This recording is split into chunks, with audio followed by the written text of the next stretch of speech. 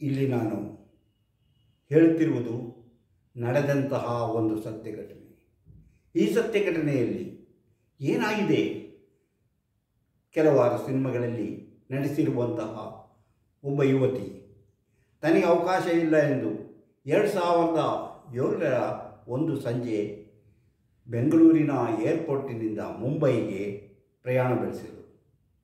ಅವಳ ಹೆಸರು ಮರಿಯಾ ಎಂಬ ಹುಡುಗಿ, ಮೈಸೂರಿನ ಹುಡುಗಿ.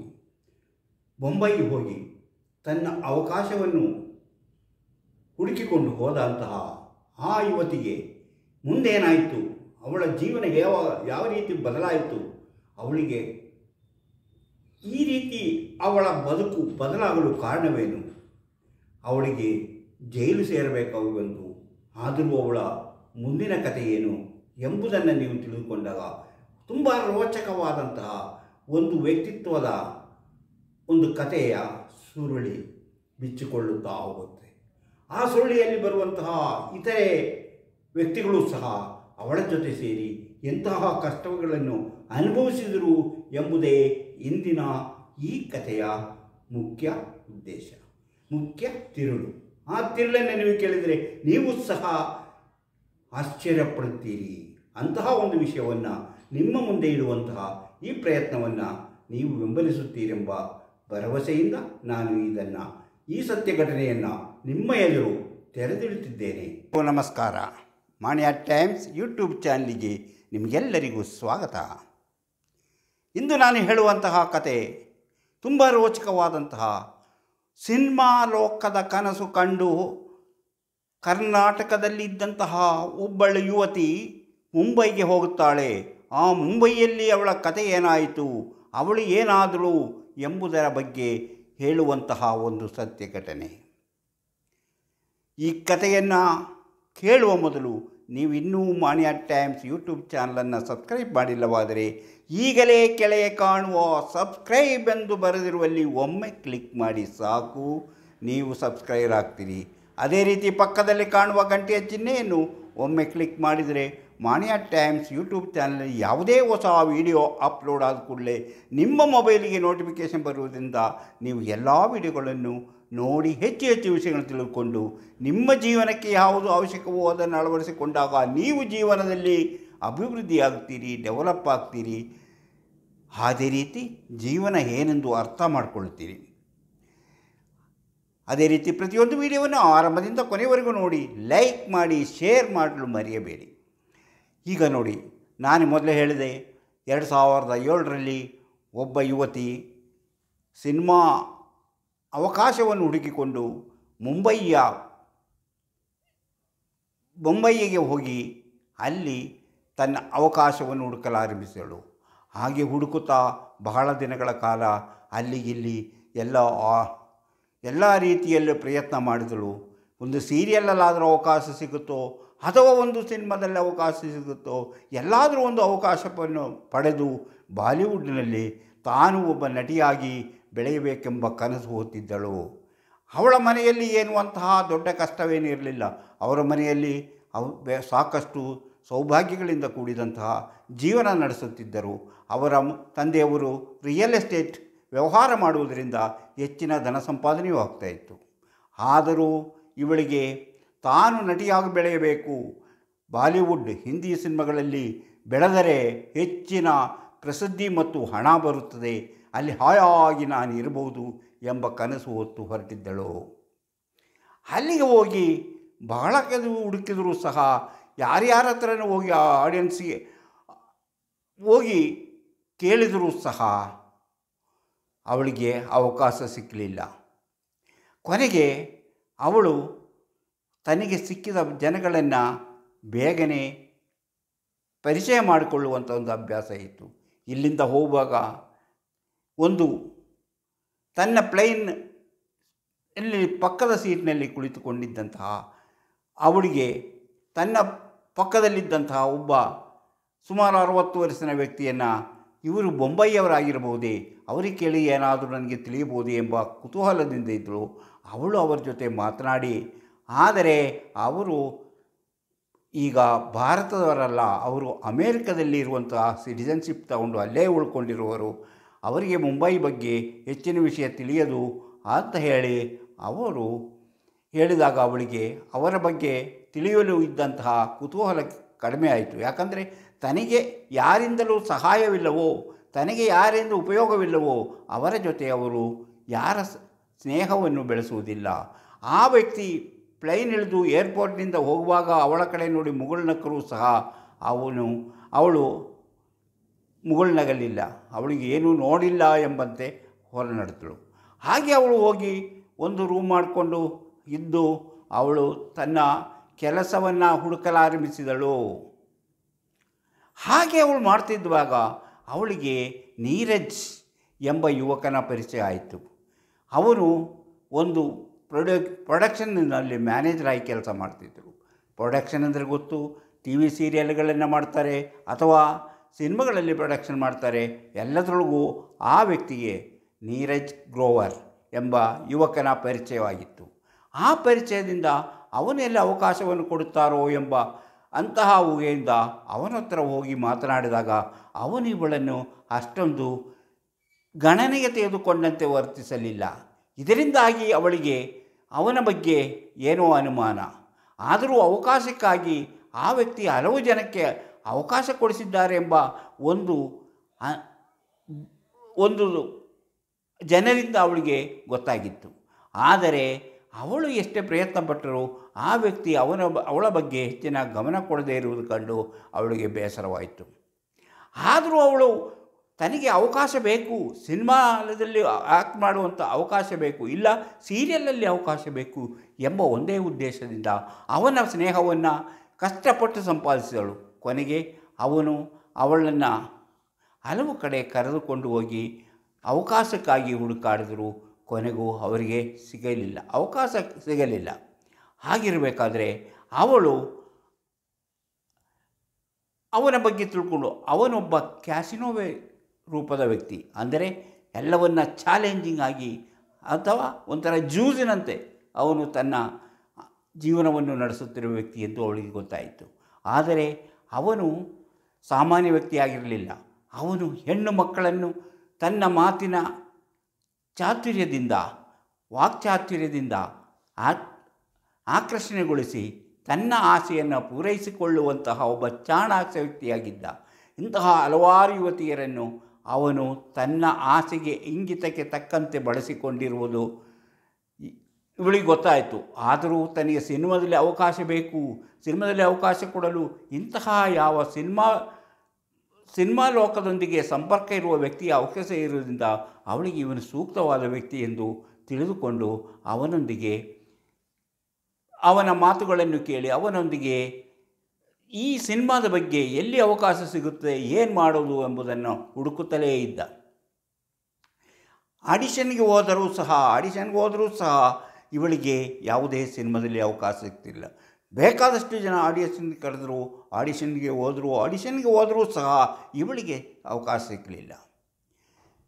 ಇವಳಿಗೆ ಇನ್ನೊಬ್ಬ ಬಾಯ್ ಫ್ರೆಂಡ್ ಇದ್ದ. ಅವನ ಹೆಸರು ಜೋಜೋ ಮ್ಯಾಥ್ಯೂಸ್, ಅಂದರೆ ಜರ್ಮೋ ಮ್ಯಾಥ್ಯೂಸ್. ಅವನು ನೋಡಲು ಬಹಳ ಸುಂದರನಾಗಿದ್ದ. ಅವನು ನೇವಿಯಲ್ಲಿ ಕೆಲಸ ಮಾಡ್ತಿದ್ದ, ಇಂಡಿಯನ್ ನೇವಿಯಲ್ಲಿ ಕೆಲಸ ಇದ್ದ. ಅವಳಿಗೆ ಇವಳು ಸಿನಿಮಾದಲ್ಲಿ ಆ್ಯಕ್ಟ್ ಮಾಡಿದಾಳಿಂದ ತಿಳಿದಾಗಿನಿಂದ ಅವನಿಗೆ ಜೆರೋಮ್ ಜಾರ್ಜ್ ಅಂತ ಅಲ್ಲ, ಜೆರೋಮ್ ಮ್ಯಾಥ್ಯೂಸ್ ಅಂತ ಅವನ ಹೆಸರು. ಆ ಜೆರೋಮ್ ಮ್ಯಾಥ್ಯೂಸ್ನಂದರೆ ಇವಳೆಂದರೆ ಒಂದು ಕನಸಿನ ಕನ್ಯೆಯಾಗಿ ಇವನಿಗೆ ಕಾಡಲಾರಂಭಿಸಿತು. ಆದ್ದರಿಂದ ಜೆರೋಮ್ ತನ್ನ ಈ ಕನಸಿನ ಕನ್ಯೆಯನ್ನು ಹೇಗಾದರೂ ಮಾಡಿ ಮದುವೆಯಾಗಬೇಕೆಂಬ ಒಂದೇ ಉದ್ದೇಶದಿಂದ ಅವನು ಯಾವಾಗಲೂ ಅವಳ ಜೊತೆ ಫೋನ್ನಲ್ಲಿ ಮಾತನಾಡುವುದು, ಅವನ ಜೊತೆ ಏನೇ ತುಂಬ ಹೊತ್ತು ಮಾತಾಡುವಂತಹ ಒಂದು ಹವ್ಯಾಸವನ್ನು ಬೆಳೆಸಿಕೊಂಡಿದ್ದ. ಹೀಗಿರುವಾಗಲೇ ಅವನು ಕೊಚ್ಚಿನಲ್ಲಿಗೆ ಕೆಲಸ ಮಾಡ್ತಾಯಿದ್ದ, ಇವಳೀಗ ಮುಂಬೈಯಲ್ಲಿದ್ದಾರೆ. ಹೀಗೆ ಅವರ ಜೀವನ ನಡೀತಿದೆ. ಅವಳಿಗೂ ಅವನೆಂದರೆ ಇಷ್ಟ, ಇಬ್ಬರಿಗೂ ಮದುವೆ ಆಗಬೇಕಂತ ಇದ್ದರು. ಮದುವೆ ಆಗಲು 2 ಮನೆಯವರು ಒಪ್ಪಿದ್ದರು. ಆದರೆ ಇವಳು ತನ್ನ ಕೆಲಸವನ್ನು ಹುಡುಕಿ ತಾನೊಬ್ಬ ನಡಿಯಾಗಿ ಬೆಳೆಯಬೇಕು, ಒಂದು ಸಿನಿಮಾ ತಾರೆಯಾಗಿ ಕಾಣಿಸಿಕೊಳ್ಳಬೇಕೆಂಬ ಒಂದೇ ಒಂದು ಬಯಕೆಯಿಂದ ಮುಂಬೈಯಲ್ಲೇ ಉಳಿದುಕೊಂಡು ವಿವಾಹ ಆಮೇಲೆ ಸಾಕು ಎಂಬ ಒಂದೇ ಉದ್ದೇಶದಿಂದ ಅವಳು ಅಲ್ಲೇ ಉಳ್ಕೊಂಡು ತನ್ನ ಪ್ರಯತ್ನವನ್ನು ಮುಂದುವರಿಸಿದಳು. ಹೀಗೆ ಪ್ರಯತ್ನ ಮುಂದುವರಿಸಿದಾಗ ನೀರಜ್ ಗ್ರೋವರು ಸಹ ಅವಳ ಜೊತೆ ಗೆಳೆತನ ಬೆಳೆಸಿ ಚೆನ್ನಾಗಿದ್ದರು. ಆದರೆ ಬರುತ್ತಾ ಇವಳ ಕೈಯಲ್ಲಿದ್ದಂತಹ ಹಣವೆಲ್ಲ ಖರ್ಚಾಯಿತು. ಖರ್ಚಾದುದರಿಂದ ಅವಳು ಮತ್ತೆ ತನ್ನ ಮೈಸೂರಿಗೆ ವಾಪಸ್ ಬಂದಳು. ಮೈಸೂರಿಗೆ ವಾಪಸ್ ಬಂದು ಇನ್ನೇನು ತಂದೆ ಜೊತೆ ಸೇರಿ ತಂದೆ ವ್ಯವಹಾರವನ್ನೇ ಮುಂದುವರಿಸಿಕೊಂಡು ಮದುವೆ ಆಗಿ ಸೆಟ್ಲ್ ಆಗೋಣ ಅಂತ ತೀರ್ಮಾನಿಸಿದಳು. ಅದರಂತೆ ಜೆರೋಮ್ ಮ್ಯಾಥ್ಯೂಸಿಗೆ ಅವಳು ಆಗಾಗ್ಗೆ ಫೋನ್ ಮಾಡಿ ಮಾತಾಡುವುದು, ತನ್ನ ಕೆಲಸ ಸಿಗಲಿಲ್ಲ, ತನಗೆ ಆಗಲಿಲ್ಲ ಎಂಬ ತನ್ನ ದುಃಖವನ್ನು ಹೇಳ್ಕೊಳ್ತಾ ಇದ್ದಳು. ಅದಕ್ಕೆಲ್ಲ ಅವನು, ನೀನು ತಾರಿ ಆಗೋದು ಬೇಡ, ನೀನು ಏನೂ ಆಗೋದು ಬೇಡ, ನಿನಗೆ ಯಾವ ತೊಂದರೆಯೂ ಆಗೋದಿಲ್ಲ, ನೀನು ನನ್ನ ಜೊತೆ ಮದುವೆಯಾಗಿ ಸುಖವಾಗಿರ್ಬೋದು ಅಂತ ಭರವಸೆಯನ್ನು ಕೊಟ್ಟ. ಹಾಗಿರಬೇಕಾದ್ರೆ ಒಂದು ದಿನ ನೀರಜ್ ಗ್ರೋವರ್ ಅಂದರೆ ಏಪ್ರಿಲ್ 2008 ಏಪ್ರಿಲ್ 28ರಂದು ಅವಳಿಗೊಂದು ಫೋನ್ ಮಾಡಿಬಿಟ್ಟು, ನೀನು ಕೂಡಲೇ ಹೊರಟು ಬಾ, ನಿನಗೆ ಅವಕಾಶ ಸಿಕ್ಕಿದೆ, ನಾನು ತಯಾರಿಸಿದ ಮಹಾಭಾರತ ಸೀರಿಯಲ್ನಲ್ಲಿ ಒಂದು ಅವಕಾಶ ಕೊಡಲು ಡೈರೆಕ್ಟ್ರ್ ಒಪ್ಪಿದ್ದಾರೆ, ಅದರಿಂದ ನೀನು ಕೂಡಲೇ ಹೊರಟು ಬಾ ಅಂತ ಹೇಳಿದ್ರು. ಆದರೆ ಅವಳು ಹೊರಟು ಬಂದಾಗ ಅವಳಿಗೆ ಉಳ್ಕೊಳ್ಳಲು ಯಾವ ಹೋಟೆಲು ಇರಲಿಲ್ಲ. ಅವನು ಏರ್ಪೋರ್ಟಿಗೆ ಬಂದು ಅವಳನ್ನು ಸ್ವಾಗತಿಸಿ ಕರ್ಕೊಂಡು ತನ್ನ ಫ್ಲ್ಯಾಟಿಗೆ ಕರ್ಕೊಂಡು ಹೋದ. ಅದು 1 BHK ಇರುವಂಥ ಫ್ಲ್ಯಾಟು. ಅದರಲ್ಲಿ ಅವರಿಬ್ಬರೇ ಇದ್ದರು ಒಂದು ದಿವಸ. ಮತ್ತು ನಾಳೆಯಿಂದ ನೀನು ಹೋಟ್ಲಿಗೆ ಹೋಗೋದು ಬೇಡ, ನಿನಗಾಗಿ ಒಂದು ಸಪ್ರೇಟ್ ಫ್ಲ್ಯಾಟನ್ನೇ ನಾನು ಬಾಡಿಗೆ ಪಡೆಯಲು ಪ್ರಯತ್ನಿಸುತ್ತೇನೆ, ಅಪಾರ್ಟ್ಮೆಂಟಲ್ಲಿ ಇದ್ದುಬಿಡು, ಆಗೋ ನೀನು ಯಾವ ತೊಂದರೆಯೂ ಇಲ್ಲ, ನೀನು ಇಷ್ಟ ಬಂದಂಗೆ ಇರ್ಬೋದು ಅಂತ. ಅದು ಒಂದು ಹುಡುಕ್ತಾ ಇದ್ದರು. ಹಾಗೆ 2-3 ದಿನ ಇವರು ಒಂದೇ ಫ್ಲ್ಯಾಟ್ನಲ್ಲಿ ಒಂದೇ ರೂಮಿನಲ್ಲಿ ಉಳ್ಕೊಂಡ್ರು. ಹಾಗೆ ಅವರ ಪರಿಚಯ ಮತ್ತಷ್ಟು ಗಟ್ಟಿಯಾಯಿತು, ಮತ್ತಷ್ಟು ಹತ್ರ ಆದರು ಅವರಿಬ್ಬರು. ಹಾಗೆ ಅವರ ಜೀವನ ಆಯಿತು. ಈಗ ಮರಿಯಾಗೆ ಇಬ್ಬರು ಬಾಯ್ ಫ್ರೆಂಡ್ಸ್, ಅಂದರೆ ಬಾಯ್ ಫ್ರೆಂಡ್ಸ್ ಅಲ್ಲ, ಇಬ್ಬರು ಅಂದರೆ ಪ್ರಿಯಕರ, ಒಬ್ಬ ಇಲ್ಲಿ ಒಬ್ಬ ಕೊಚ್ಚಿನ್. ಹೀಗೆ ಇಬ್ಬರನ್ನು ಅವಳು ಪ್ರೀತಿಸಲಾರಂಭಿಸಿದಳು. ಹೀಗೆ ಇರಬೇಕಾದ್ರೆ ಅವನು ಹೇಳಿದಂತಹ ಅಲ್ಲಿ ಹೋಗಿ ಆಡಿಷನ್ಗೆ ಆ ಸೀರಿಯಲಲ್ಲಿ ಆಡಿಷನ್ಗೆ ಹೋಗಿ ಬಂದಾಗಲೂ ಅವಳಿಗೆ ಅದರಲ್ಲಿ ಯಶಸ್ವಿ ಆಗಲಿಲ್ಲ. ಅವಳು ಅಂದುಕೊಂಡಿದ್ದೇ ಬೇರೆ, ಇವನು ಮಾಡಿದ್ದೇ ಬೇರೆ ಎಂದು ಅವಳಿಗೆ ಬೇಸರವಾಯಿತು. ಆದರೂ ತನಗೆ ಇನ್ನೂ ಅವಕಾಶ ಕೊಡ್ತೀನಂತ ಅವನು ಬೇರೆ ಬೇರೆ ಕಡೆ ಕರೆದುಕೊಂಡು ಹೋಗ್ತಾ ಇದ್ದ. ಇಂದಲ್ಲ ನಾಳೆ ನೀನು ದೊಡ್ಡ ಸ್ಟಾರ್ ಆಗ್ತೀಯಾ, ನಾನು ನಿನಗೆ ದಾರಿ ತೋರಿಸ್ತೀನಿ ಅಂತ ನೀರಜ್ ಗ್ರೋವರ್ ಅವಳಿಗೆ ಪುಸಲಾಯಿಸಿ ಅವಳನ್ನು ತನ್ನ ಇಂಗಿತಕ್ಕೆ ತಕ್ಕಂತೆ ಬದಲಾಯಿಸಿಕೊಂಡ. ಅವಳು ಸಹ ಅವನಿಗೆ ತನ್ನ ಆಸೆಯಂತೆ ಅವರು ಬದಲಾದಳು. ಹಾಗೆ ಇರಬೇಕಾದ್ರೆ ಆದರೂ ಇವನು ದಿನವೂ ತನ್ನ ಪ್ರಿಯಕರ ಪಿಯಾನ್ಸ್ ಅಂದರೆ ತಾನು ಮದುವೆ ಆಗಲಿರುವ ಹುಡುಗನೊಂದಿಗೆ ಮಾತನಾಡ್ತಿದ್ದಳು, ಬಹಳ ಹೊತ್ತು ಮಾತನಾಡ್ತಿದ್ಳು. ಹಾಗಿರುವಾಗ ಮತ್ತೊಂದು ದಿವಸ ಇವನು ಬಂದ, ಮನೆಯನ್ನು ಶಿಫ್ಟ್ ಮಾಡಿದ್ರು, ಬೇರೆ ಒಂದು ಫ್ಲ್ಯಾಟಿಗೆ ಶಿಫ್ಟ್ ಮಾಡಿದ್ರು. ಅಂದು ರಾತ್ರಿ ಅವನು ಅಲ್ಲೇ ಉಳಿದಾಗ ಆವತ್ತು ಸಹ ಜೆರೋಮ್ ಫೋನ್ ಮಾಡ್ದ. ಇವಳು ಫೋನ್ ಮಾಡಿ ಯಾರು ಅಂದ ಕೂಡಲೇ ನನ್ನ ಒಬ್ಬ ಫ್ರೆಂಡು ನನಗೇನೋ ಫೋನ್ ಮಾಡಿದೆ ಅಂತ ಹೇಳಿದ್ರು. ಅವರಿಬ್ಬರು ಅಂದು ರಾತ್ರಿ ಅವರು ಒಟ್ಟಿಗೆ ಒಂದೇ ಬೆಡ್ಡಲ್ಲಿ ಮಲಗಿದ್ದರು. ಬೆಳಿಗ್ಗೆ ಯಾರೋ ಬಂದು ಬಾಗಿಲು ತಟ್ಟಿದಂತಾಯಿತು. ಬಾಗಿಲು ತಟ್ಟಿದಂತಾದಾಗ ಇವಳಿಗೆ ದಿನ ಹಾಗೆ ಮುಗಿದೋಯ್ತು. ಮಾರನೇ ದಿನ ಅವನು ಏನೋ ನೆಪ ಹೇಳಿಕೊಂಡು ಇವಳ ಫ್ಲಾಟಿಗೆ ಬಂದು ಹೇಳ್ದ, ಇವತ್ತು ನಾನು ಎಲ್ಲ ವಸ್ತುಗಳನ್ನು ತಂದಿದ್ದೀನಿ, ಅದನ್ನೆಲ್ಲ ಜೋಡಿಸಿಡೋಣ ಅಂತ ಹೇಳಿ ಅದನ್ನು ಜೋಡಿಸಿಡಲು ಎಲ್ಲ ಕೆಲಸ ಮಾಡಿ ಆಮೇಲೆ ಅವನು ಸ್ನಾನ ಮಾಡೋಕ್ಕೆ ಹೋದ. ಸ್ನಾನ ಮಾಡಿಕೊಂಡು ಅವನು ಸ್ನಾನ ಮಾಡ್ತಿದ್ದ. ಆವಾಗ ಜೆರೋಮಿನ ಫೋನ್ ಬಂತು. ಆವಾಗ ಅವಳು ಫೋನ್ನಲ್ಲಿ ಮಾತನಾಡ್ತಾ ಇದ್ದ. ಅಷ್ಟೊತ್ತಿಗೆ ಅವನು ನೀರಜ್ ಹೊರಗೆ ಬಂದುಬಿಟ್ಟು ಟವಲಲ್ಲಿ ಅಂತ ಕೇಳಿದ. ಆ ಮಾತನ್ನು ಅವನಿಗೆ ಕೇಳಿಸ್ತು, ಜೆರೋಮಿಗೆ ಕೇಳಿಸ್ತು. ಇದು ಯಾರು ರಾತ್ರಿ 11 ಗಂಟೆಗೆ ಇನ್ನೊಬ್ಬರು ಯಾರೋ ಮಾತಾಡ್ತಿದ್ರಲ್ಲ ಅಂತ ಕೇಳ್ತಾರೆ. ಇಲ್ಲ, ಮನೆ ಕೆಲಸ ಮಾಡಲಿಲ್ಲ, ಜೋಡಿಸಿದ್ದಕ್ಕೆ ಒಬ್ಬರು ಬಂದಿದ್ದರು, ಅವರಿದ್ದಾರೆ. ರಾತ್ರಿ 11 ಗಂಟೆ ಆದರೂ ಅವ್ರನ್ನ ಯಾಕೆ ಇಟ್ಕೊಂಡಿದ್ಯಾ, ಬೇಗನೆ ಅವ್ರನ್ನ ಕಳಿಸ್ಬಿಡು ಅಂತ ಜೆರೋಮ್ ಹೇಳ್ತಾನೆ.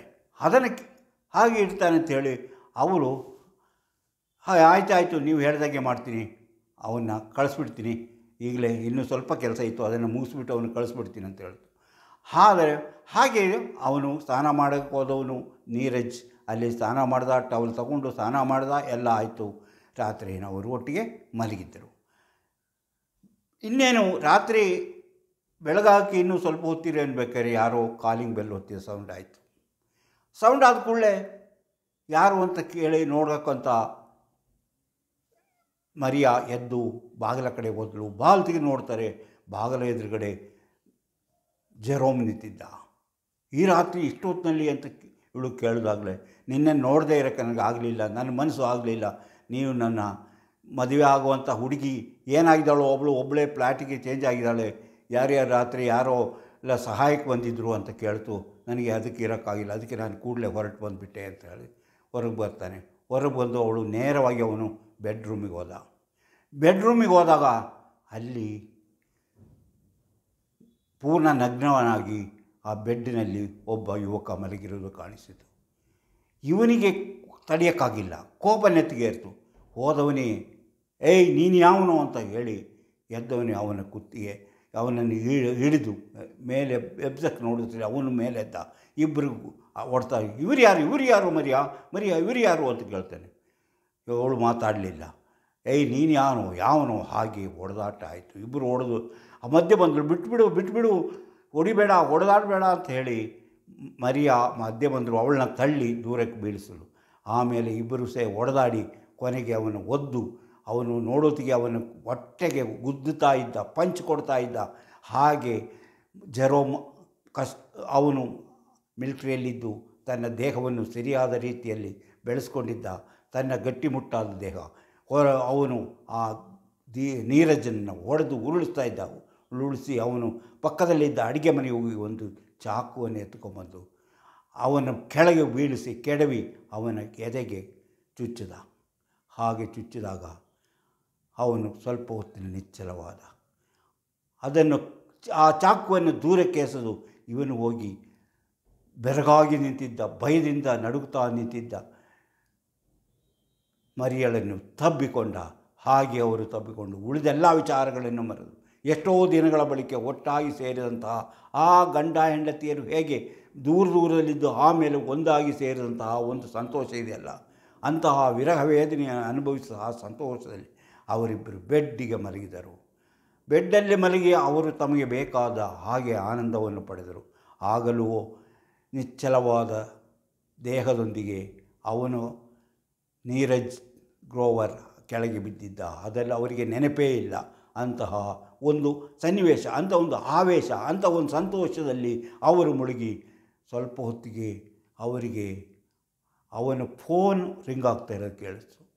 ಕೂಡಲೇ ಅವರು ನೋಡಿದಾಗ ಆ ಟೇಬಲ್ ಮೇಲೆ ಫೋನ್ ಇತ್ತು. ಅದು ಅವನ ಫ್ರೆಂಡ್ ಫೋನು. ಅದು ಒಬ್ಬ ನಟಿ ಅವನಿಗೆ ಫೋನ್ ಮಾಡ್ತಾ ಇರೋದು. ಅವರು ಆ ಫೋನ್ ಎತ್ತಲಿಲ್ಲ. ಆ ಫೋನು ಹಂಗೆ ಸೌಂಡು ನಿಂತಾಯಿತು. ಆಮೇಲೆ ಬರಲಿಲ್ಲ. ಆಮೇಲೆ ಫೋನ್ ಯಾರೂ ಮಾಡಿದ್ದು ಕೇಳಿಸಲಿಲ್ಲ. ಇವರಿಗೆ ಎಚ್ಚರವಾಯಿತು. ಆಗಲೇ ಅವರಿಗೆ ಪರಿಸರ ಪ್ರಜ್ಞೆ ಬಂದಿತ್ತು. ಪರಿಸರ ತಮ್ಮಿಂದ ಈ ಹತನಾಗಿ ಕೊಲೆಯಾಗಿ ಬಿದ್ದಿರುವಂತಹ ವ್ಯಕ್ತಿಯ ದೇಹವನ್ನು ನೋಡಿ ದಂಗಾಗಿತ್ತು. ಆದರೆ ಕೂಡಲೇ ಅವನು ಜೆರೋಮ್ ಅವನು ಎಚ್ಚರಗೊಂಡು ಅವನ ಮನಸ್ಸು ಎಚ್ಚರಗೊಂಡಿತು. ಹೀಗೆ ಬಿಟ್ಟರಾಗಲ್ಲ, ಏನೋ ಮಾಡಲೇಬೇಕು ಎಂಬ ನಿರ್ಧಾರಕ್ಕೆ ಬಂದ. ಕೂಡಲೇ ಅವನು ಮರಿಯಳಿಗೆ ಹೇಳಿದ, ನೀನು ಈಗಲೇ ಹೋಗಿ ಇಂಥ ವಸ್ತುಗಳನ್ನು ತಗೊಂಬ, ಅಂದರೆ ಹಗಲು ಆದಮೇಲೆ ಹಗಲು ಹೊತ್ತಿನಲ್ಲಿ, ಅಂದರೆ ಈಗಲೇ ಹೋಗಿ ತಗೊಂಬಂದುಬಿಡು, ಆಮೇಲೆ ಇಲ್ಲದಿದ್ದರೆ ನನಗೂ ನಿನಗೂ ತೊಂದರೆ, ಆದ್ದರಿಂದ ಈ ರೀತಿ ವಸ್ತುಗಳನ್ನು ತಗೊಂಬ ಅಂತೇಳಿ ಅವನು ಒಂದು ಲೀಸ್ಟನ್ನು ಕೊಟ್ಟು ಅವಳು ಕಳಿಸ್ದ. ಆದರಂತೆ ಅವಳು ಹೋಗಿ ಆ ಲೀಸ್ಟನ್ನು ತಂದರು. ಆ ಲೀಸ್ಟನ್ನು ತಂದ ಮೇಲೆ ಇವನು ತನ್ನ ಚಾಕುವನ್ನು, ಅವಳನ್ನು ಕೊಲೆ ಮಾಡಲು ಬಳಸಿದ ಚಾಕುವನ್ನು ತಿಕ್ಕಿ ಹರಿತ ಮಾಡಿ ಆ ಹೆಣವನ್ನು 6 ಪೀಸುಗಳಾಗಿ ಕೊಯ್ದ. 6 ಪೀಸುಗಳನ್ನು 6 ಬ್ಯಾಗುಗಳಲ್ಲಿ ಹಾಕಿ ತುಂಬಿ ಅದನ್ನು ತನ್ನ ಗೆಳೆಯನ ಒಂದು ಕಾರನ್ನು ತೆಗೆದುಕೊಂಡು, ಒಂದು ಸಾಂಟ್ರೋ ಕಾರು, ಆ ಕಾರಲ್ಲಿ ತಗೊಂಡೋಗಿ ಹೋಗುವ ದಾರಿಯಲ್ಲಿ ಅವರು ಪೆಟ್ರೋಲನ್ನು ಕೊಂಡು ಬಂದರು. ಒಂದು ಕ್ಯಾನ್ ಪೆಟ್ರೋಲನ್ನು ತಗೊಂಬಂದು ಅದನ್ನು ತೊಗೊಂಡೋಗಿ ಬೊಂಬೈಯಲ್ಲಿ ದೂರದ ಒಂದು ಜಾಗಕ್ಕೆ ತಗೊಂಡೋಗಿ ಸ್ವಲ್ಪ ಕುರುಚಲು ಕಾಡುಗಳಿರುವ ಆ ಕಾಡುಗಳ ಮಧ್ಯೆ ಹಾಕಿ ಪೆಟ್ರೋಲ್ ಸುರಿದು ಸುಟ್ಟು ಹಾಕಿದ. ಈಗ ಸುಟ್ಟು ಹಾಕಿದ ಮೇಲೆ ಅವರು ವಾಪಸ್ ಬಂದು ಮನೆಯನ್ನೆಲ್ಲ ಕ್ಲೀನ್ ಮಾಡಿ ಕ್ಲೀನಿಂಗಿಗೆ ಬೇಕಾದ ಎಲ್ಲ ವಸ್ತುಗಳನ್ನು ಅವನು ತರಿಸಿದ್ದ. ಎಲ್ಲವನ್ನು ಹಾಕಿ ತೊಳೆದು ಕ್ಲೀನ್ ಮಾಡಿ ಯಾವುದೇ ವಸ್ತುವಿನ ಸೂಚನೆಯೂ ಅಲ್ಲಿ ಇಲ್ಲದಂತೆ ಮಾಡಿದರು. ಕೊನೆಗೆ ಅವನು ಬಳಸಿದ ಚಾಕುವನ್ನು ಈ ಡ್ರೈನೇಜಿಗೆ ಹಾಕಿ ಬಿಸಾಕಿಬಿಟ್ಟ. ಡ್ರೈನೇಜಿಗೆ ಹೋದರೆ ಅದು ಹಾಳಾಯಿತು ಮತ್ತು ಸಿಗೋದಿಲ್ಲ ಎಂಬ ಒಂದು ಗ್ಯಾರಂಟಿ ಅವರಿಗಿತ್ತು. ಡ್ರೈನೇಜಿಗೆ ಹಾಕಿ ಅದನ್ನು ಅದನ್ನು ಯಾರಿಗೂ ಸಿಗದಂತೆ ಮಾಡಿದ. ಹೀಗಿರುವಲ್ಲಿ ಅವಳ ತಂಗಿ ಧೀರಜ್ ಗ್ರೋವರ್ನ ತಂಗಿ ಹಲವಾರು ಸಲ ಫೋನ್ ಮಾಡಿದರು, ಅಟೆಂಡ್ ಮಾಡಲಿಲ್ಲ. ಇವರು ದಾರಿಯಲ್ಲಿ ಹೋಗಬೇಕಾದ್ರೆ ಆಕಸ್ಮಿಕವಾಗಿ ಅವನ ತಂಗಿ ಫೋನ್ ಮಾಡಿದೆ. ಯಾರು ಫೋನ್ ಮಾಡ್ತಾರೆ ನೋಡೋಕ್ಕೆ ಹೋಗಿ ಆ ಫೋನು ರಿಸೀವ್ ಆಯಿತು. ಅಯ್ಯೋ ಸಾರಿ ಅಂತೇಳಿ ಅವಳು ಫೋನ್ ಇಟ್ಬಿಟ್ಳು. ಆಗಲೇ ಅವಳಿಗೆ ಅನುಮಾನ ಬಂತು ತಂಗಿಗೆ. ಅವಳು ಕೂಡಲೇ ಹೋಗಿ ಪೊಲೀಸ್ ಸ್ಟೇಷನಿಗೆ ಕಂಪ್ಲೇಂಟ್ ಮಾಡಿದ್ಳು. ಹೀಗಿದೆ, ಈಗ ನಮ್ಮ ಅಣ್ಣ ಕಾಣೆಯಾಗಿದ್ದಾನೆ, ಎಷ್ಟು ಫೋನ್ ಮಾಡಿದ್ರು ಸಿಗ್ತಾ ಇಲ್ಲ, ಅವನಿಗೇನಾಗಿದೆ ನೋಡಬೇಕು ಅಂತ ಹೇಳಿ. ಹಾಗೆ ಇರುವ ಪೊಲೀಸು ವಿಚಾರಣೆ ತಗೊಂಡು ಆಮೇಲೆ ಹಾಗೆ ಪೊಲೀಸು ಇದು ಕೇಸಾಗಿ ಕೇಸನ್ನು ವಿಚಾರಣೆ ನಡೆಸಿದ್ರು. ಹಾಗೆ ಇವಳ ಅವನ ಫೋನನ್ನು ಅವನ ಫ್ರೆಂಡಿಗೆ, ಯಾರ್ದು ನೀರಜ್ನ ಫ್ರೆಂಡ್ ಒಬ್ಬರಿಗೆ ಫೋನ್ ಮಾಡಿಬಿಟ್ಟು, ನೀರಜ್ ಇಲ್ಲಿ ರಾತ್ರಿ 11 ಗಂಟೆಗೆ ಇಲ್ಲಿಂದ ಹೊರಟೋದ್ರು, ಅವ್ರು ಹೋಗುವಾಗ ಫೋನನ್ನು ಇಲ್ಲಿ ಬಿಟ್ಟು ಹೋಗಿದ್ದಾರೆ, ಫೋನ್ ಮಾಡಿದ್ರೆ ಅವನು ಸಿಗ್ತಾ ಇಲ್ಲ, ಅವನಿಗೆ ಫೋನ್ ಮಾಡಿ ತಿಳಿಸೋಕ್ಕೂ ಫೋನ್ ಇಲ್ಲ, ಏನು ಮಾಡಲಿ, ನೀವು ಬಂದರೆ ಈ ಫೋನ್ ನಿಮ್ಮ ಹತ್ರ ಕೊಡ್ತೀನಿ, ನಾಳೆ ಸಂಜೆ ಹೊತ್ತಿಗೆ ಬನ್ನಿ, ನಾನು ಎಲ್ಲೋ ಹೋಗಬೇಕಾಗಿದೆ ಅಂತೇಳಿ. ಅದರಂತೆ ಸಂಜೆ ಹೊತ್ತಿಗೆ ಫ್ರೆಂಡ್ ಬಂದಾಗ ಫ್ರೆಂಡಿಗೆ ಫೋನ್ ಬಿಟ್ಟು ಹೋಗಿ ಕೊಟ್ಟು ಕಳಿಸ್ದ. ಆವಾಗ ಅವನು ಹೇಳ್ದ, ಯಾಕೋ ನೀರಜ್ ಕಾಣಿಸ್ತಾ ಇಲ್ಲ, ಎಲ್ಲೂ ಕಾಣಿಸ್ತಾ ಇಲ್ಲ, ಏನೋ ಹುಡುಕ್ತಿದ್ದಾರೆ ಅಂತೇಳಿ. ಆಗ ಇವಳು, ಹೌದಾ, ಹೆಂಗೆ, ಇಲ್ಲಿಂದ 11 ಗಂಟೆಗೆ ಹೋದ್ರಲ್ಲ, ಮತ್ತೇನಾಯಿತು ಅವರಿಗೆ, ಅವ್ರು ಹೋಗುವಾಗ ಏನು ಹೇಳಲಿಲ್ವಲ್ಲ, ಏನಾಯಿತು? ಅವಳಿಗೇನೂ ತಿಳಿಯದಂತೆ ಅವಳು ದಿಗ್ಭ್ರಮೆಯಿಂದ ಕೇಳಿದಳು. ಆದರೂ ಹಾಗೆ ಇವಳಿಗೂ ಸಮಾಧಾನ ಪಡಿಸ್ಕೊಂಡು, ಅವರಿಬ್ಬರ ಸಂಬಂಧದ ಬಗ್ಗೆ ಆ ಫ್ರೆಂಡಿಗೆ ಗೊತ್ತಿತ್ತು, ಆದ್ದರಿಂದ ಹೋಗಲಿ ಸಮಾಧಾನಪಡಿಸಿ, ಎಲ್ಲೋ ಹೋಗಿರ್ತಾನೆ ಬರ್ತಾನೆ ಅಂತ ತಿಳ್ಕೊಂಡು ಸಮಾಧಾನಪಡಿಸಲು. ಆಮೇಲೆ ಸ್ವಲ್ಪ ಹೊತ್ತು ಪೊಲೀಸ್ ಹುಡುಕಿ ಬಂದರು. ಕೊನೆಗೆ ಕಾಣೆಯಾದಂತಹ ಇವನ್ನ ಹುಡ್ಕೊಂಬಂದಂತಹ ಪೊಲೀಸರು ಕೊನೆಗೆ ಮರಿಯಳನ್ನು ವಿಚಾರಣೆಗೆ ಒಳಪಡಿಸಿದಾಗ ಅವಳಿಗೂ ಏನೂ ಗೊತ್ತಿಲ್ಲ, ನನಗೇನು ಗೊತ್ತಿಲ್ಲ, ನಮ್ಮ ಮನೆಗೆ ಬಂದಿದ್ದು ಹೌದು, ಹೋಗಿದ್ದು ಹೌದು, ಆದರೆ ಆಮೇಲೆ ಏನಾಯಿತು ಎಂಬುದು ನನಗೆ ಗೊತ್ತಿಲ್ಲ ಎಂದು ಹೇಳೋದು. ಕೊನೆಗೆ ಎಲ್ಲ ವಿಚಾರಣೆ ಆದಮೇಲೆ ಇನ್ನೂ ಅದಕ್ಕೆ ಏನು ಸಿಗಲಿಲ್ಲಲ್ಲ, ಯಾವ ಸಾಕ್ಷ್ಯವೂ ಸಿಗಲಿಲ್ಲ, ಏನು ಮಾಡೋದು ಅಂತ ಯೋಚನೆ ಮಾಡ್ತಿದ್ದಾಗ ಇವನ ತಂಗಿ, ನೀರಜನ ತಂಗಿ ಪೊಲೀಸರು ತಿಳಿಸಿದಳು, ಹೀಗೆ ಒಂದು ಸ್ತ್ರೀ ನಮ್ಮ ಅಣ್ಣನ ಫೋನಲ್ಲಿ ರಿಸೀವ್ ಮಾಡಿದರು, ಆ ರಿಸೀವ್ ಮಾಡಿದ ಮೇಲೆ ಆಮೇಲೆ ಆ ಫೋನ್ ಸಿಕ್ಕಿಲ್ಲ. ಹಾಗಾದರೆ ನಮ್ಮ ಅಣ್ಣನ ಫೋನು ಒಂದು ಹೆಂಗಸಿಗೆ ಸಿಗಬೇಕಾದ್ರೆ ಅದು ಎಲ್ಲಿರಬೇಕು ಎಂಬುದನ್ನು ಹುಡುಕಿ ಕೊಡಿ ಅಂತ ಕೇಳಿ. ಅದರಂತೆ ಪೊಲೀಸರು ಎಲ್ಲ ಕಡೆ ವಿಚಾರಿಸಿದಾಗ ಅದು ಇದ್ದಿದ್ದು ಇಂಥ ಜಾಗದಲ್ಲಿ ಅಂತ ಪೊಲೀಸರಿಗೆ ಗೊತ್ತಾಯಿತು. ಪೊಲೀಸರು ಅದರ ಬಗ್ಗೆ ವಿಚಾರಿಸಲಾರಂಭಿಸಿತು. ಕೊನೆಗೆ ಮರಿಯಳನ್ನು ಕೇಳ್ತು, ನೀವು ಈ ಫೋನ್ ಎಲ್ಲಿತ್ತು, ನೀವು ಫೋನ್ ಎಲ್ಲಾದರೂ ಮಾತಾಡಿದ್ದೀರಾ? ಇಲ್ಲ, ನಾನು ಅಲ್ಲಿರಲಿಲ್ಲ, ನಾನು ಕೊಲಾಬೋದಲ್ಲಿದ್ದೆ, ನಾನು ಎಲ್ಲಿಗೂ ಹೋಗಿಲ್ಲ, ಆಗ ನಿನ್ನೆ ಎಲ್ಲೆಲ್ಲಿ ಹೋಗಿದ್ದೀರಿ ಎಂಬುದನ್ನು ಪೊಲೀಸ್ ಮತ್ತೊಮ್ಮೆ ಕೇಳಿದ್ರು. ನಾನು ಇಂಥ ಜಾಗದಲ್ಲಿ ಹೋಗಿದ್ದೆ ಅಂತ ಅವಳು ಕತೆ ಕಟ್ಟಿ ಹೇಳಿಬಿಟ್ಳು. ಆ ಕಥೆಯನ್ನು ಕೇಳಿದ ಪೊಲೀಸರಿಗೆ ನಂಬಿಕೆ ಬರಲಿಲ್ಲ. ಕೊನೆಗೆ ಪೊಲೀಸರು ಇವಳು ಎಲ್ಲೆಲ್ಲಿ ಹೋಗಿದ್ದಾಳೆ ಅಂತ ಈ ಫೋನ್ ಮೂಲಕ, ಆ ಫೋನ್ ಎಲ್ಲಿತ್ತು, ಇವಳ ಮರಿಯಳ ಫೋನ್ ಎಲ್ಲಿತ್ತು, ಅವನ ನೀರಜನ ಫೋನ್ ಎಲ್ಲಿತ್ತು ಎಂಬುದನ್ನು ನೋಡಿದಾಗ ಈ 2 ಫೋನು ಒಂದೇ ಕಡೆ ಇದ್ದಿದ್ದು, ಒಂದೇ ಟವರ್ನ ಬಳಿ ಇದ್ದಂತಹ ಸೂಚನೆ ಪೊಲೀಸ್ ಸಿಕ್ಕಿ ಮತ್ತಷ್ಟು ವಿಚಾರಣೆ ಮಾಡಿದಾಗ ಇವಳು ನಾನೇನು ಕೊಲೆ ಮಾಡಿಲ್ಲ, ನನಗೆ ಗೊತ್ತಿಲ್ಲ ಅಂತಲೇ ಹೇಳಿದಳು. ಕೊನೆಗೆ ಆವತ್ತು ಬಂದಂಥ ಪೊಲೀಸ್ ಅಲ್ಲಿದ್ದಂಥ ಸೆಕ್ಯೂರಿಟಿ, ಆ ಪ್ಲಾಟಿನ ಸೆಕ್ಯೂರಿಟಿಯವನು ಇವರು ಕಾರ್ನಲ್ಲಿ ಹೋಗಿದ್ದು ಒಬ್ಬ ಯುವಕ ಇದ್ದಿದ್ದನ್ನು ಪೊಲೀಸರಿಗೆ ತಿಳಿಸಿದ. ಅದರಂತೆ ಪೊಲೀಸರು ಅದು ಯಾರು ಅಂತ ಕೇಳಿದಾಗ, ನನ್ನ ಗೆಳೆಯ, ನನ್ನ ಮದುವೆ ಆಗಿರುವನು, ಅವರು ಜೆರೋಮ್ ಅಂತ, ಅವರು ಇಲ್ಲಿದ್ದಾರೆ, ಅವರಿಗೆ ಕೊಚ್ಚಿನಲ್ಲಿದ್ದಾರೆ ಅಂತ ಹೇಳಿದರು. ಕೊಚ್ಚಿನ್ಗೆ ಹೋಗಿ ಅವ್ರನ್ನ ವಿಚಾರಿಸಿದಾಗ, ಕೊಚ್ಚಿನ್ಗೆ ಹೋಗಿ ಜೆರೋಮ ಅಷ್ಟೊತ್ತಿಗೆ ಕೆಲಸಕ್ಕೆ ಸೇರಿಕೊಂಡಿದ್ದ, ಕೆಲಸ ತನ್ನ ಎಂದಿನಂತೆ. ಆವಾಗ ಅವನ ಫ್ರೆಂಡ್ ಒಬ್ಬರು ಹೇಳಿದ್ರು, ಹೌದು, ಅವನು ರಾತ್ರಿ 1 ಗಂಟೆ ಫ್ಲೈಟಿಗೆ ಮುಂಬೈಗೆ ಹೊರಟಿದ್ದು, ಹೌದು, ನಾನೇ ಅವನ್ನ ಏರ್ಪೋರ್ಟಿಗೆ ಬಿಟ್ಟು ಬಂದಿದ್ದು ಅಂತ ಆಯಿತು. ಕೊನೆಗೆ ಅವ್ರನ್ನೂ ಹಿಡಿದು ವಿಚಾರಿಸಿದಾಗ ಅವನು ಒಪ್ಪಿಕೊಂಡ, ಹೌದು, ನಾನು ಮದುವೆ ಆಗುವಕ್ಕಂತಿದ್ದ ಹುಡುಗಿ ಬೆಡ್ನಲ್ಲಿ ಇನ್ನೊಬ್ಬ ನಗ್ನ, ಯಾವುದೇ ಬಟ್ಟೆ ಇಲ್ಲದೆ ಮಲಗಿರುವುದನ್ನು ಕಂಡು ನನಗೆ ಕೋಪ ಬಂತು. ನಾನು ಆವೇಶದಲ್ಲಿ ಏನೋ ಮಾಡಿಬಿಟ್ಟೆ. ಆದರೆ ಮರಿಯಳಿಗೂ ಇದಕ್ಕೂ ಯಾವುದೇ ಸಂಬಂಧ ಇಲ್ಲ ಎಂದು ಹೇಳಿದರು. ಹಾಗೆ ಅವನು ಪೊಲೀಸರು ಅರೆಸ್ಟ್ ಮಾಡಿದರು, ಇಬ್ಬರನ್ನ ಅರೆಸ್ಟ್ ಮಾಡಿದರು. ಕೊನೆಯಲ್ಲೂ ಕೋರ್ಟ್ನಲ್ಲೂ ವಿಚಾರಣೆ ನಡೀತು. ಕೋರ್ಟ್ನಲ್ಲೂ ವಿಚಾರಣೆ ನಡೆದಾಗಲೂ ಅವನು ಹೇಳ್ತಾನೆ, ಮರಿಯ ಏನು ಇದಕ್ಕೆ ಯಾವುದೇ ರೀತಿಯಲ್ಲಿ ಸಂಬಂಧ ಇಲ್ಲ, ಇದು ನನ್ನದೇ, ನಾನೇ ಮಾಡಿದ್ದು, ಹೀಗೀಗೆ ಮಾಡಿದ್ದು ಅಂತೆಲ್ಲ ಒಪ್ಕೊಂಡ.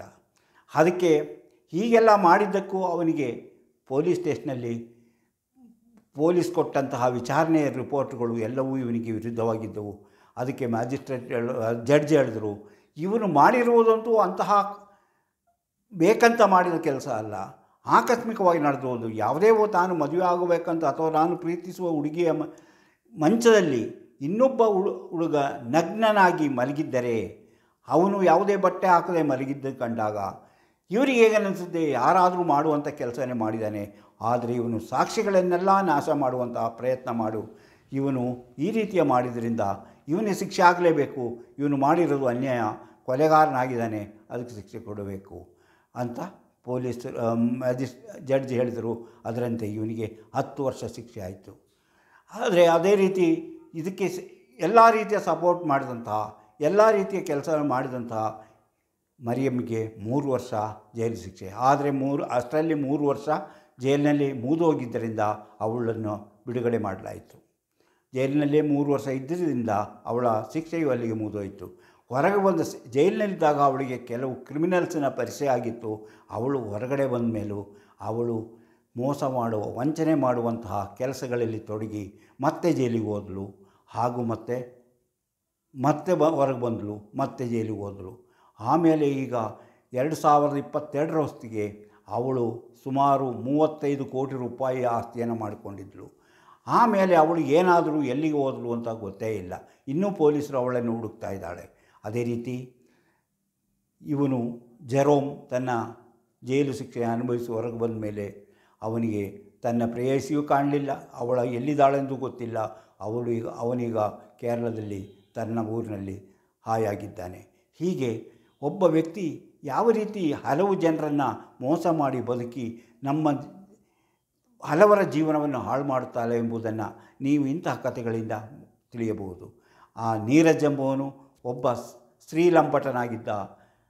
ಇವನೊಬ್ಬ ತನ್ನ ಪ್ರೇಯಸಿಗೆ ಬೇರೆ ಒಬ್ಬ ಪ್ರೇಯಕರ ಇದ್ದಾನೆ ಅಂತ ತಿಳಿದರೂ ಸಹ ಅವಳನ್ನು ಇಷ್ಟಪಟ್ಟು ಅವಳಿಗೆ ಯಾವುದೇ ರೀತಿಯ ನೋವಾಗದಿಂದ ನೋಡಿಕೊಂಡಂಥ ಜೆರೋಮಿನಂಥ ವ್ಯಕ್ತಿಗಳು ಇರುತ್ತಾರೆ. ಆದರೆ ಜನಗಳಿಗೆ ಮೋಸ ಮಾಡಿ ತನ್ನ ಜೀವನವೇ ಮುಖ್ಯ, ತನ್ನ ಸ್ವಾರ್ಥವೇ ಮುಖ್ಯ ಎಂದು ತಿಳಿದುಕೊಂಡ ಜನರು ಇರ್ತಾರೆ. ಇಂತಹ ವಿಷಯಗಳನ್ನು ತಿಳಿದುಕೊಂಡು ನಾವು ಪ್ರತಿಯೊಬ್ಬರ ಬಗ್ಗೆಯೂ ಭಾಳ ಎಚ್ಚರಿಕೆಯಿಂದ ಇದ್ದಾಗ ಮಾತ್ರ ನಾವು ಸಮಾಜದಲ್ಲಿ ಉತ್ತಮ ವ್ಯಕ್ತಿಯಾಗಿ ಬದುಕಲು ಸಾಧ್ಯ ಎಂಬುದನ್ನು ಪ್ರತಿಯೊಬ್ಬರು ಅರಿತಿದ್ದರೆ ಅವರ ಜೀವನದಲ್ಲಿ ಇಂತಹ ಘಟನೆಗಳು ನಡೆಯುವುದಿಲ್ಲ. ಇಂತಹ ಹಲವಾರು ಕಥೆಗಳಿವೆ. ಆ ಕಥೆಗಳ ಮುಂದಿನ ವಿಡಿಯೋಗಳಲ್ಲಿ ಹೇಳ್ತಾ ಹೋಗುತ್ತೇನೆ. ಈ ಕಥೆ ನಿಮಗೆ ಇಷ್ಟವಾದರೆ ಈಗಲೇ ಲೈಕ್ ಮಾಡಿ, ಶೇರ್ ಮಾಡಿ, ಪ್ರೋತ್ಸಾಹ ಕೊಡಿ. ಹಾಗೆ ನೀವು ಇನ್ನೂ ಮಾಣಿ ಅಟ್ ಟೈಮ್ಸ್ ಯೂಟ್ಯೂಬ್ ಚಾನಲನ್ನು ಸಬ್ಸ್ಕ್ರೈಬ್ ಮಾಡಿಲ್ಲವಾದರೆ ಈಗಲೇ ಕೆಳಗೆ ಕಾಣುವ ಸಬ್ಸ್ಕ್ರೈಬ್ ಎಂದು ಬರೆದಿರಲಿ ಒಮ್ಮೆ ಕ್ಲಿಕ್ ಮಾಡಿ ಸಾಕು, ನೀವು ಸಬ್ಸ್ಕ್ರೈಬ್ ಆಗ್ತೀರಿ. ಅದೇ ರೀತಿ ಪಕ್ಕದಲ್ಲಿ ಕಾಣುವ ಗಂಟೆಯ ಚಿಹ್ನೆಯನ್ನು ಒಮ್ಮೆ ಒತ್ತಿ. ನಿಮಗೆ ಮಾಣಿ ಅಟ್ ಟೈಮ್ಸಲ್ಲಿ ಯಾವುದೇ ವಿಡಿಯೋ ಅಪ್ಲೋಡ್ ಆದ ಕೂಡಲೇ ನಿಮ್ಮ ಮೊಬೈಲಿಗೆ ನೋಟಿಫಿಕೇಷನ್ ಬರೋದು, ಎಲ್ಲ ವಿಡಿಯೋಗಳನ್ನು ನೋಡಲು ಸಾಧ್ಯವಾಗುತ್ತದೆ. ಇಂತಹ ಮತ್ತೊಂದು ವಿಡಿಯೋದೊಂದಿಗೆ ಮತ್ತೆ ಬರುತ್ತೇನೆ. ಇಷ್ಟು ಹೊತ್ತು ಈ ವಿಡಿಯೋ ನೋಡಿದ ನಿಮಗೆಲ್ಲರಿಗೂ ಧನ್ಯವಾದ.